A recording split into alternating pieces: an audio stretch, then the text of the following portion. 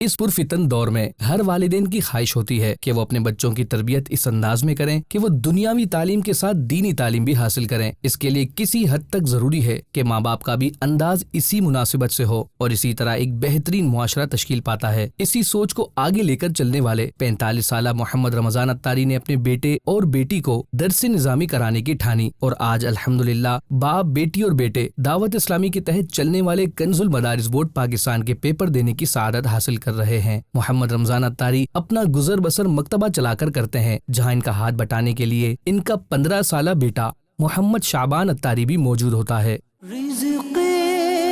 حلال دے مجھے اے میرے کبریا، دیتا ہوں تجھ کو واسطہ تیرے حبیب کا۔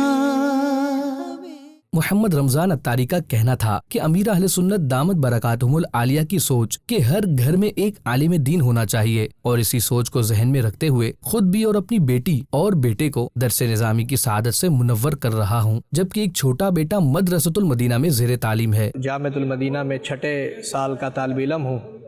اور میرا بیٹا جو ہے وہ 4 سال کا طالب علم ہے، ایک بچی ہے وہ بھی 2 سال میں پڑھ رہی ہے، ایک اور چھوٹا مدنی منا وہ مدرسۃ المدینہ میں حفظ قرآن کی تعلیم حاصل کر رہا ہے۔ الحمدللہ امیر اہل سنت کی سوچ کے نتیجے میں الحمدللہ ہمارا پورا گھرانہ جو ہے وہ علم دین حاصل کرنے کی کوشش کر رہا ہے اور اس کی برکتوں سے مستفید ہو رہا ہے۔ محمد شعبان اتاری کا کہنا تھا کہ میں FA کا طالب علم ہوں اور اسی کے ساتھ درس نظامی بھی کر رہا ہوں۔ میں، ابو اور بہن ایک ساتھ گھر میں درس نظامی کے اسباق پڑھتے ہیں، جس میں کافی مدد ملتی ہے۔ دینی تعلیم کے ساتھ دنیاوی تعلیم بھی حاصل کر رہا ہوں اور اس میں FA کا طالب علم ہوں۔ میری ایک سسٹر بھی ہیں، وہ بھی جامعۃ المدینہ میں پیپر دے رہی ہیں،